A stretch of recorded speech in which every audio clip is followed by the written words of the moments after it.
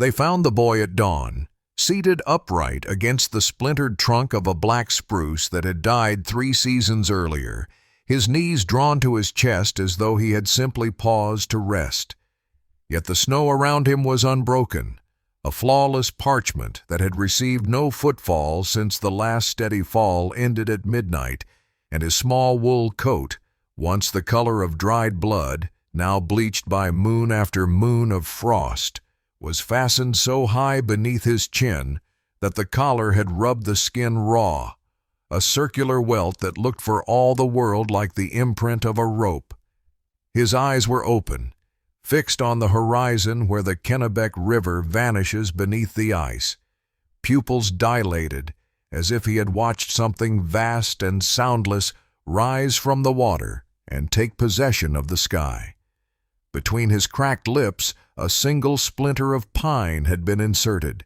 its tip blackened by pitch. And when the constable pried the jaw apart, he discovered the tongue was gone. No wound, no scar, only a clean absence that suggested the organ had never existed, had perhaps been withheld at birth by some tacit agreement between the child and an authority older than Scripture. The hands lay palm up across the lap, fingers curled in the relaxed attitude of reception, and in each cupped hollow rested a tablespoon of hulled barley, the grains arranged in a perfect spiral that repeated, on a smaller scale, the twist of the galaxy overhead, a pattern no 7-year-old could have traced without a template and a surgeon's patience. Around both ankles ran a narrow band of bruising the exact width of a woman's thumb and forefinger, as though someone had steadied the boy's legs while pouring knowledge into him through the soles of the feet, knowledge too heavy for the body to bear once daylight returned. The left boot was missing. The stocking beneath had been newly knitted, 3-ply homespun, the dye from butternut hulls still fragrant, and the exposed skin showed no mark of frost, though the air had been cold enough to freeze breath to the lashes since the preceding noon. From the tree's single living branch, 20 feet above the corpse, a length of frayed hemp descended, its end singed by lantern flame, and knotted into the fibers were 7 snarls of blonde hair so pale it might have been white, each strand drawn tight enough to cut the glaze of ice that coated the cord. No tracks led to the place, none away. Even the boy's own prints ended 10 paces off, as though the final approach had been accomplished above the crust of snow or below it. The constable, a man who had seen every cruelty the frontier could invent, felt the first artery of ice climb his spine, because he recognized in the tableau not violence, but obedience, an obedience so absolute it had hollowed the child out and left him lighter than the wind that now moved him, rocking the stiff little body almost imperceptibly, like a mother settling a cradle. If you're enjoying our horror stories, please like the video, subscribe to the channel, and leave a nice comment. In the winter of 1727-28, the settlement at Merry Meeting Bay, 37 families scattered along the rim of that tidal basin where the Androscoggin and Kennebec rivers lose their names, was already half erased by its own austerity, cabins set so far apart that a woman could scream her husband's name at dusk and hear only the echo returning in the voice of a stranger. The Reverend Silas Stroud had arrived the previous autumn under commission from the Massachusetts Bay Society for the Propagation of Christian Knowledge, carrying in his trunk a miniature printing press, a reel of wire for binding pamphlets, and a sealed envelope addressed to the obedient children of the northern wilderness, an envelope he refused to open until the first snow had made departure impossible. Stroud was a spare man, tall enough that he seemed to have been stretched on the rack of his own convictions, hair the color of tallow, eyes set so deep that candlelight could not find the bottoms, and when he preached his thin lips never parted wider than necessary to release each word intact, as though speech were a substance too precious to spare. He took lodging with the Kittredge household, Isaac the boat builder, his wife Deliverance, and their 5 living children, because their cabin stood nearest the frozen meeting house, and because, he said, the name Kittredge meant carrier of the divine burden, a etymology no lexicographer would have endorsed, but which silenced opposition as effectively as a musket. On the first evening, he unpacked the press on the common room table, filled the tiny brass inkwell with a mixture of pine soot and whale oil, and demonstrated to the eldest boy, Ezekiel, how to set the letters backward so that they would run forward when the Lord's page was turned right side out. The boy's fingers trembled, whether from cold or from reverence, none could tell. But when the Reverend laid a hand on that crown of flaxen hair, the trembling ceased, and the room filled with the smell of warm tin and wet wool, an odor the younger children would later associate with the moment certainty enters the blood. That night the family ate parched corn in silence, while Stroud read aloud from a slender volume of his own composition, A Preparation for the Final Fast, wherein the children of light learn to refuse the sustenance of darkness. His voice neither loud nor soft, but measured like the ticking of a clock that has already decided when the hour will strike. If you're enjoying our horror stories, please like the video, subscribe to the channel, and leave a nice comment. The bay had once been called by the Abenaki Chesapeake, the place where waters are swallowed, a name the Puritan grantees translated only in part, preferring the festive sound of merry meeting even while the land gulped down their cattle each spring when the ice broke too quickly. For 3 generations the settlers had tried to anchor themselves to that glacial soil, digging cellars that filled with brine, raising gable ends that the wind rotated slowly on their foundations, until doors opened onto blank wall and families stepped out each morning into their own past. They had come seeking a purity unavailable in the southern parishes, a covenant so sharp it would cut away the rotted edges of the Bay Colony's commerce. Yet the wilderness answered only with diminishment, corn that ripened to the size of a child's thumb, cows that gave blood-yellow milk, infants who latched once at the breast and then turned away as if the taste of life itself were adulterated. By 1726, the meeting house had been without a minister for 8 winters. Sermons were read by the elder Josiah Blake, whose eyes had failed him during the first siege of snow, so that he recited from memory the same fast-day declaration of 1679 until the words wore grooves in the congregation's minds deeper than the ruts their oxen left in the spring roads. When Reverend Stroud's letter of introduction arrived, sealed with a blob of vermilion wax, stamped with the device of a hand holding a balance, Blake wept openly, certain that Providence had at last dispatched an overseer who could weigh the community's sins against its starvation and pronounce which was the heavier. The elders voted to tax themselves 1 shilling 4 pence on the pound for the newcomers' keep, a sum they paid in beaver pelts and spruce gum, and they watched him cross the iced river on the 21st of October with the solemnity reserved for funerals of men who die in good standing with their creditors. Behind him he dragged a child-sized pine coffin that he insisted was merely a packing crate for his theological pamphlets, though the lid was secured with 6 iron screws, and the smell that escaped when it was opened reminded old Margaret Mace of the odor that had risen from her daughter's grave 12 years earlier, when floodwater had lifted the coffin and set it bobbing in the cemetery like a boat awaiting a passenger. Stroud's first sermon was delivered on the Sabbath following his arrival. The congregation huddled so close that frost from their breath coated the rafters and fell back in a fine powder that settled on hair and shoulders like the dust of a world already extinct. He spoke for 90 minutes without pause, voice never rising above the register of ordinary conversation, yet by the end every child present could have recited the thesis. That deliverance is purchased not by the sword, but by the willingness to withhold from the body what the body most desires, to teach the stomach to sing hymns louder than it growls, to make of hunger itself a form of prayer more potent than any spoken aloud. When he descended the pulpit's 2 steps, the floorboards groaned as though relieved of a weight far greater than his flesh, and outside the wind carried off the echo of his final sentence. The mouth that will not fast becomes the mouth that cannot speak the truth, scattering it across the bay where it lodged in the ice.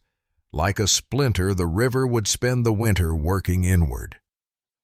That evening, the Kittredge children refused their ration of bean porridge, pushing the wooden bowls away with a serenity that alarmed their mother, who tried to coax them by reminding them that frost still blackened the corners of the loft where they slept. But Ezekiel, oldest at 11, replied that warmth was a temptation sent to distract the elect from the chill radiance of the Lord's countenance, and little Patience, 5, repeated the phrase as accurately as if she had been born knowing it, her pupils so wide that Deliverance saw in them the reflection of her own face receding down a corridor that had no end.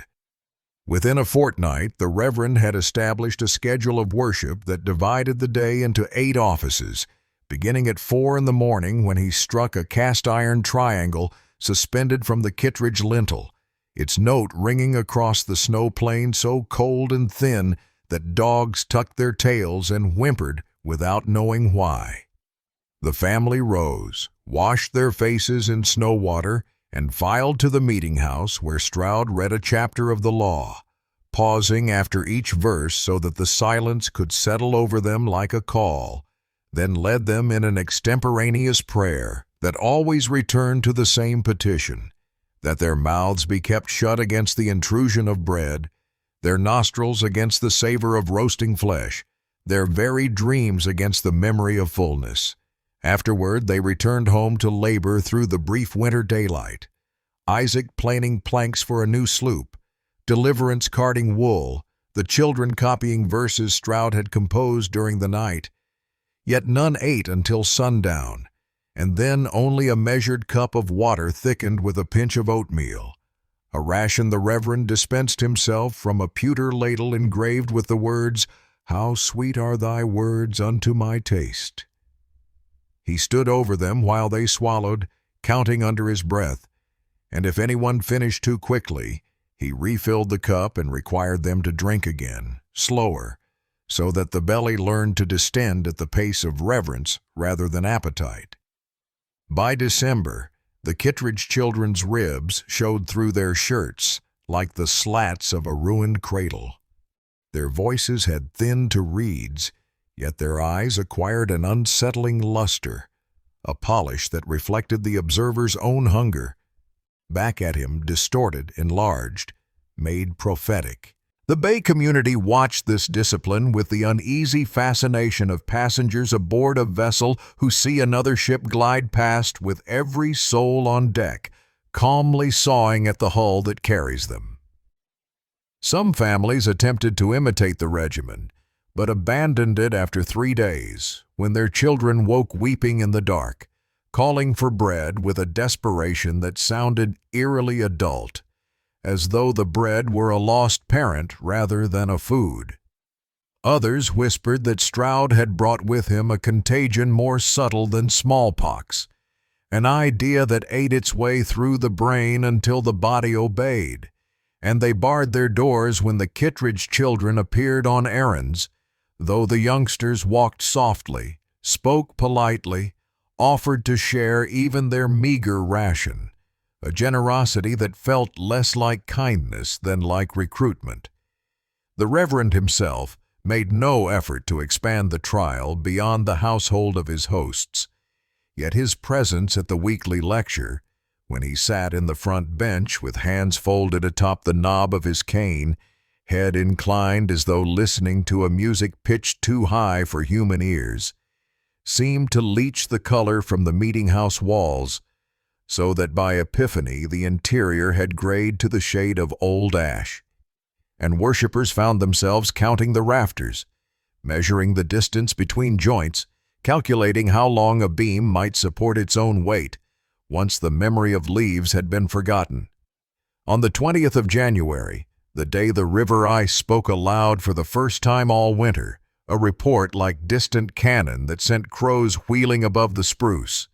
Ezekiel Kittredge did not return from setting rabbit snares along the western ridge.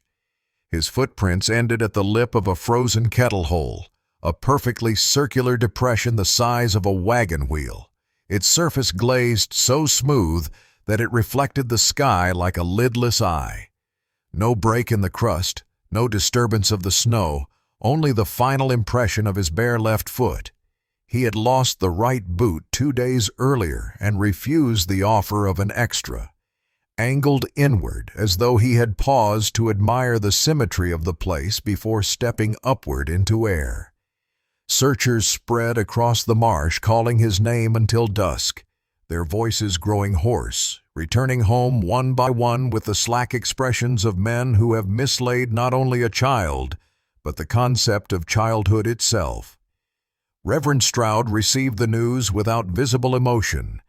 merely opened his Bible to the 14th chapter of Exodus, and read the verse wherein the Lord tells Moses that the Egyptians whom the Israelites see that day, they shall see no more forever, then closed the book and remarked that the Lord had accepted Ezekiel's fast ahead of schedule, a privilege for which the boy had doubtless prepared with gladness.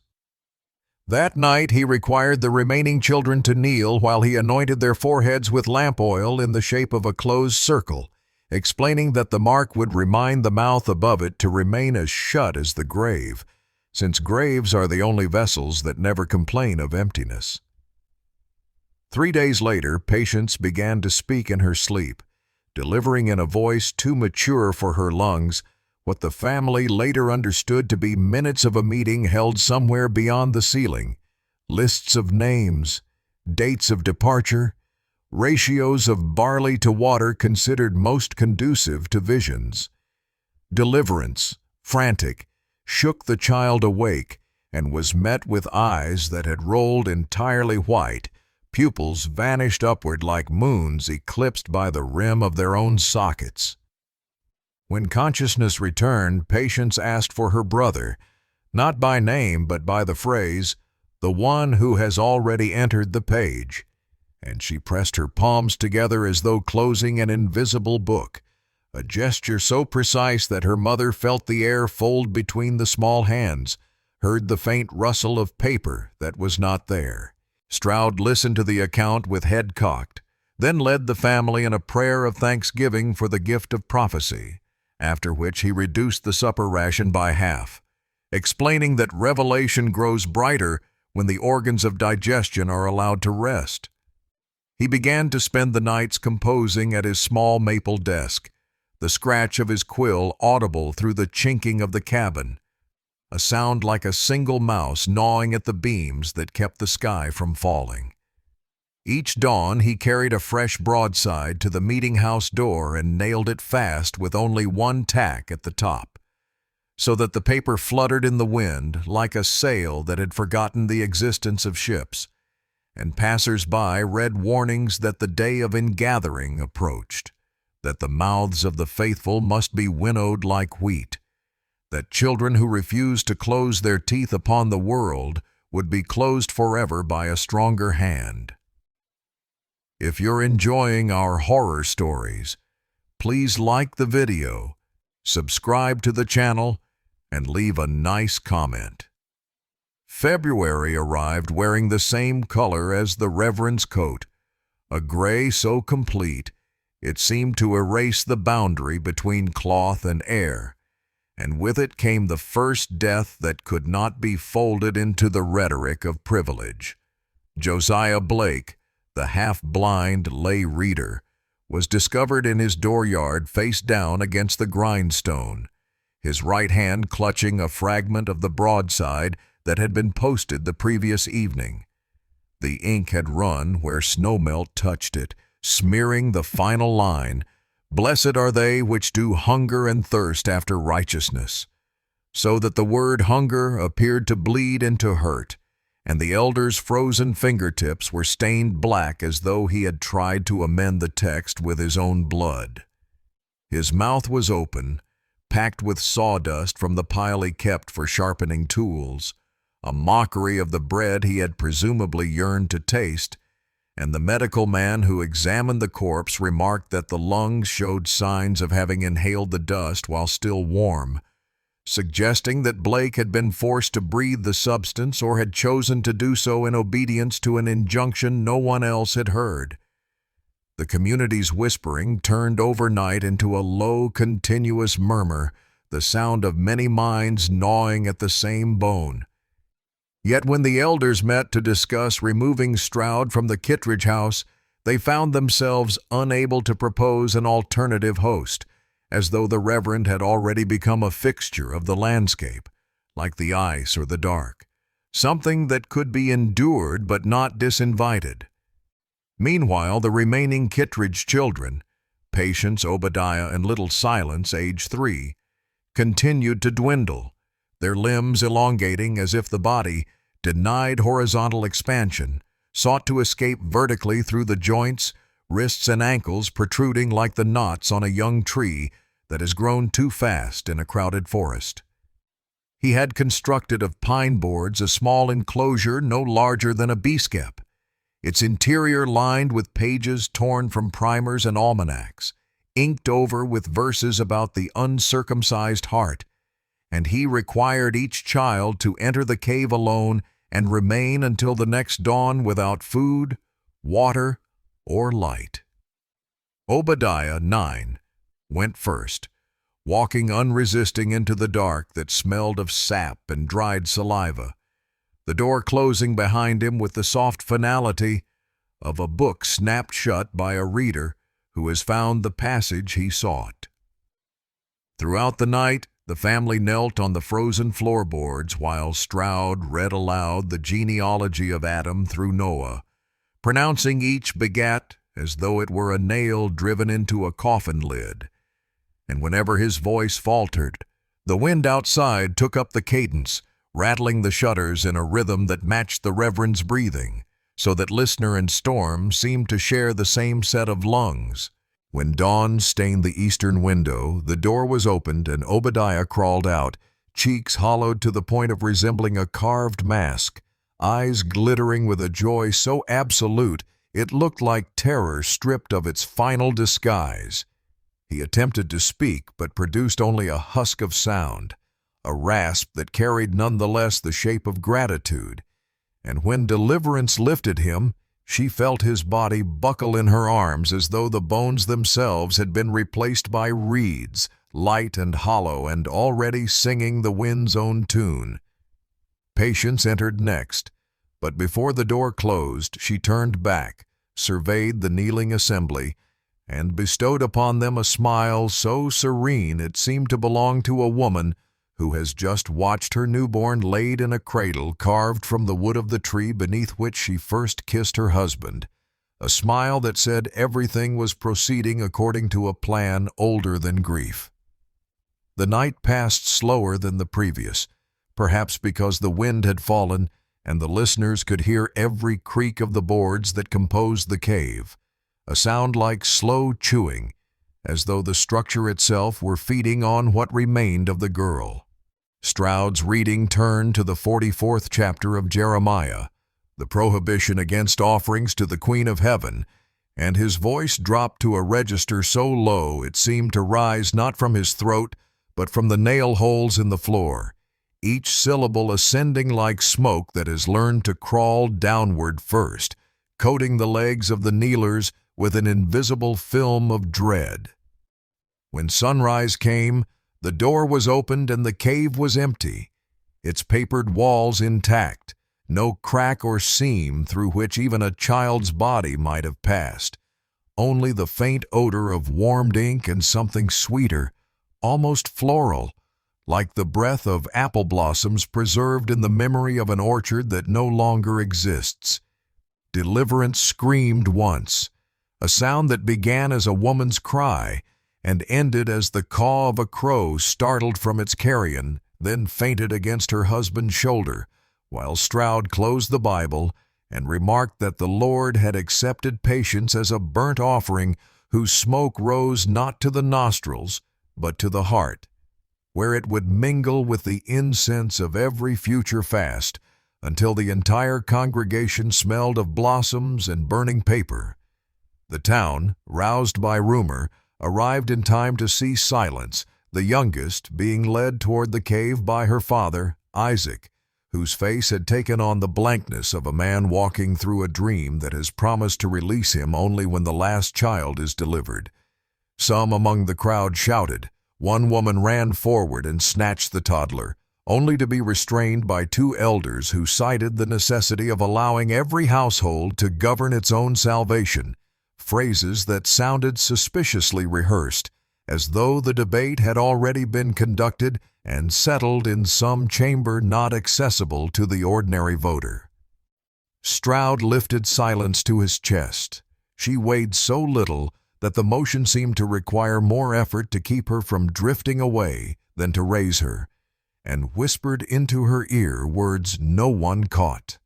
Though afterward, several witnesses agreed that the child's eyes widened with recognition, the look of someone who has just heard her own name spoken in a country she thought she had only imagined.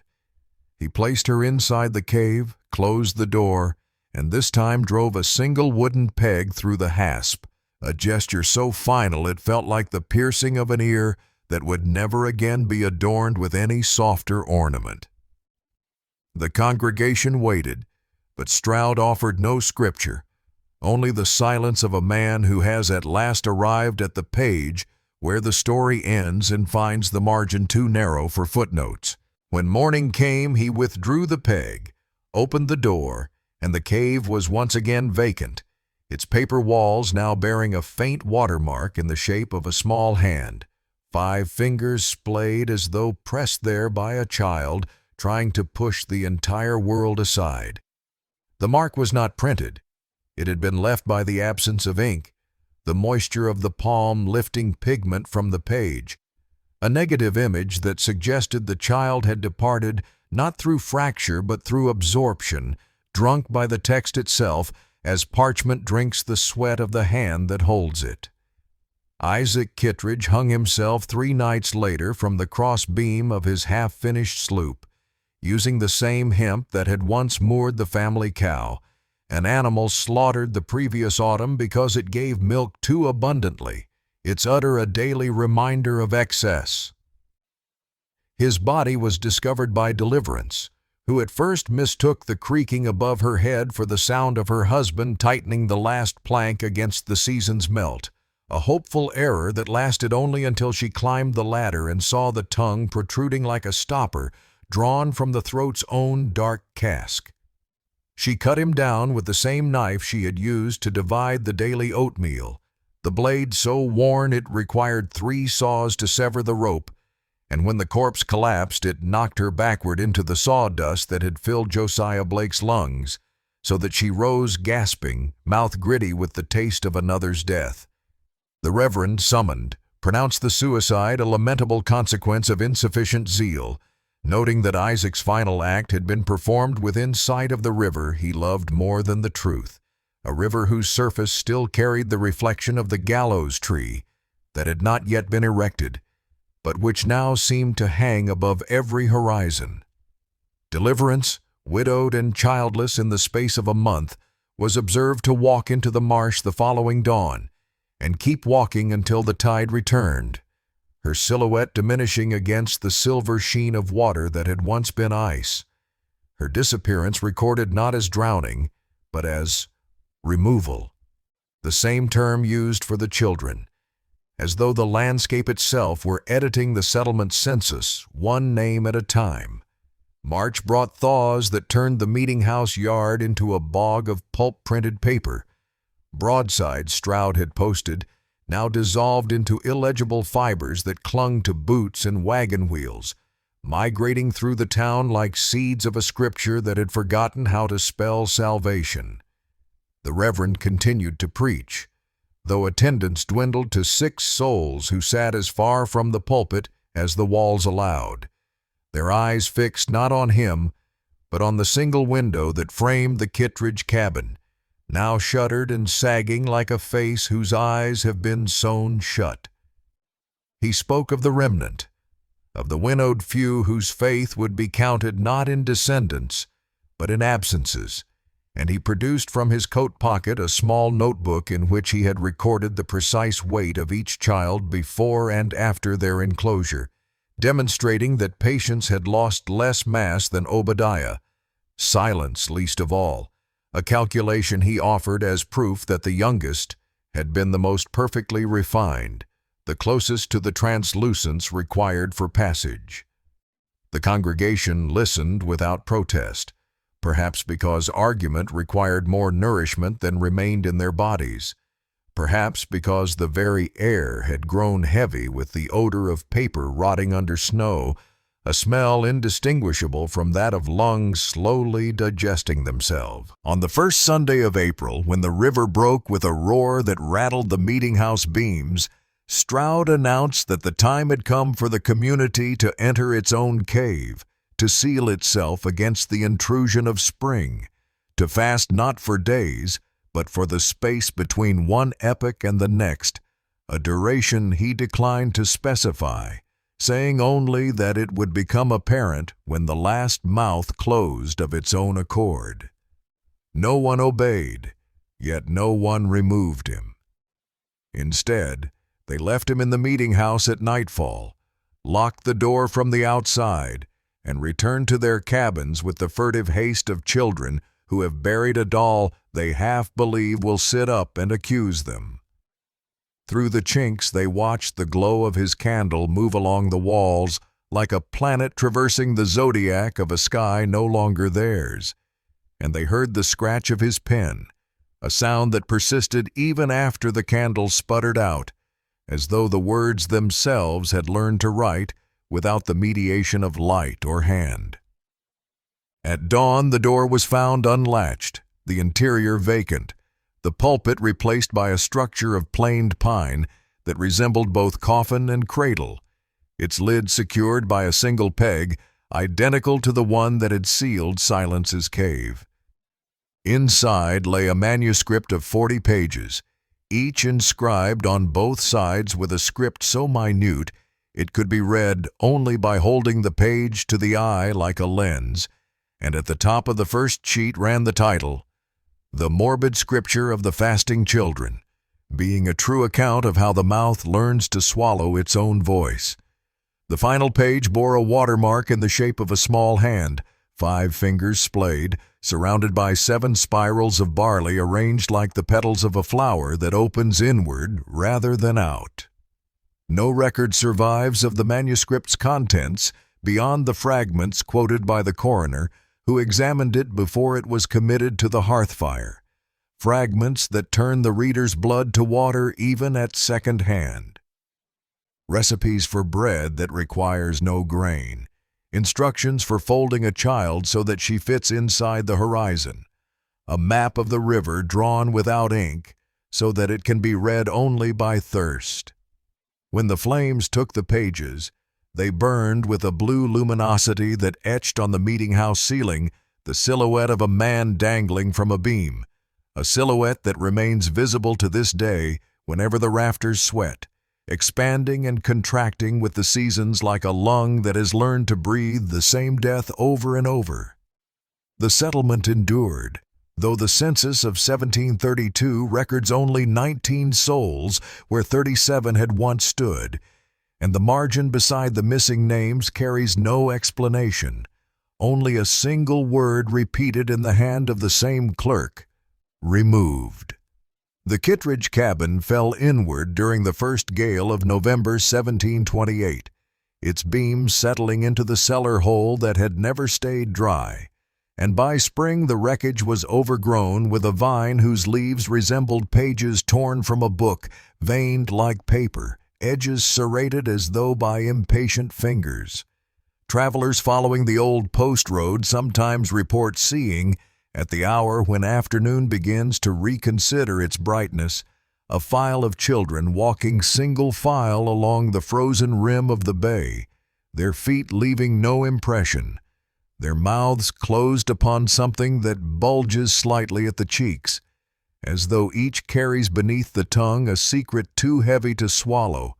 and too sweet to spit. The Reverend Stroud was never seen again in the body, though on certain winter nights when the tide withdraws farther than geography allows,